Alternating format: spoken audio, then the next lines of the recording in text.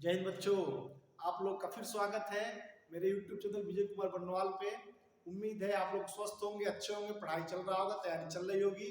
PM achievers हो चाहे UP board हो, कुछ लोग यूपी बोर्ड का दे चुके होंगे, उनकी भी तैयारी चल रही होगी आगे पढ़ाई के लिए। आइए एक बहुत इंटरेस्टिंग कंसेप्ट हम लोग देखते हैं।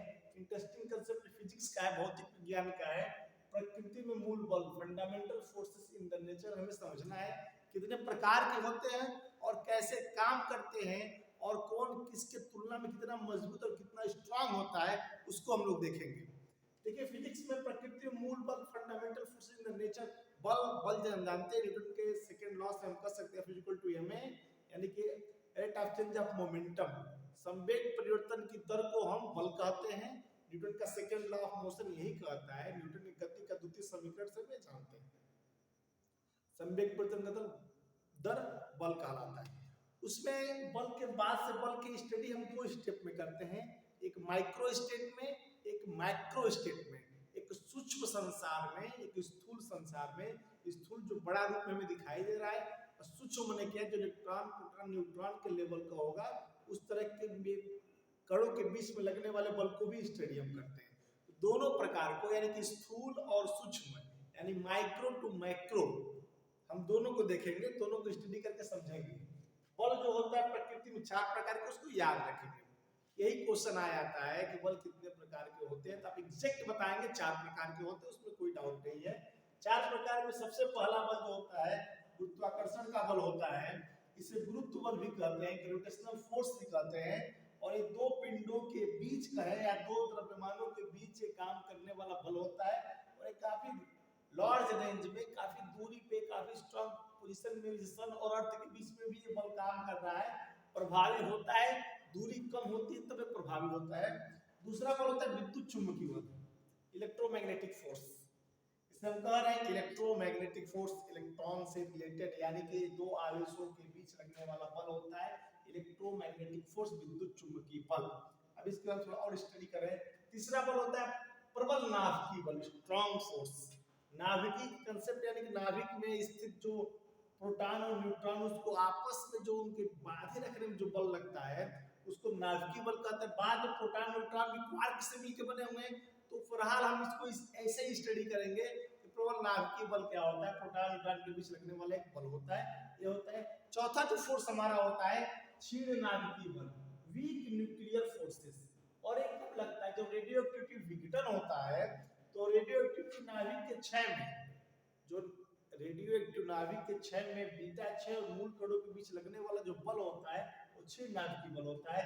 ये लघु परास रेंज में, शॉर्ट रेंज में कार्य करता है, ये भी शॉर्ट रेंज में कार्य करता है।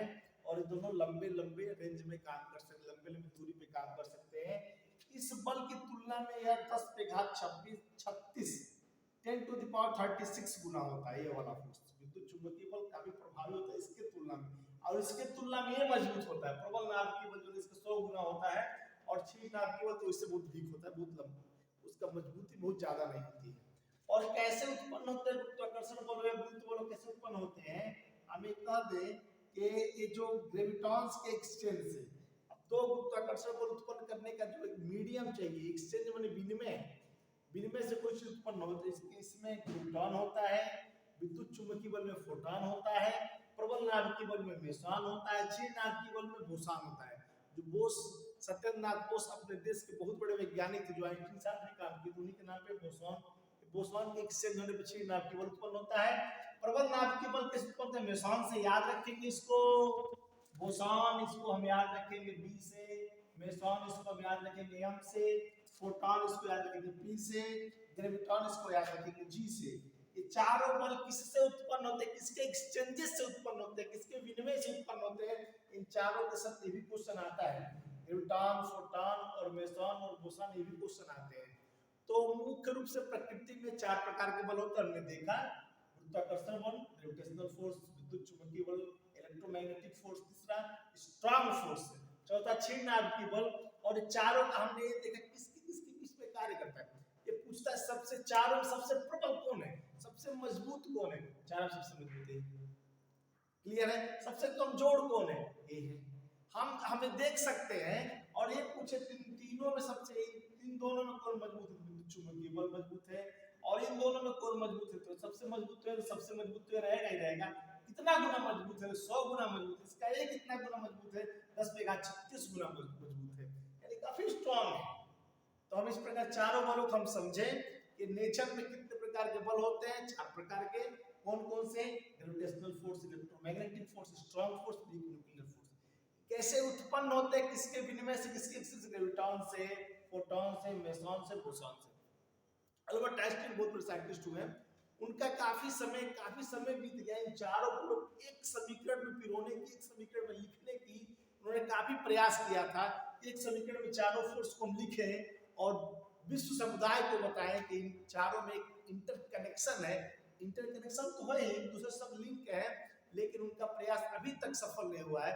अभी भी विश्व समुदाय के वैज्ञानिक लगे हुए हैं इन चारों बलों में संबंध स्थापित करने के लिए, इनको एक समीकरण में लाने का प्रयास अभी भी चल रहा है। तो मुझे पूरी उम्मीद है आप लोग समझ गए हो प्रकृति में 4 प्रकार के बल काम करते हैं। 4 डोर से याद रखेंगे, 4 है तो 4 को याद रखेंगे डोर से।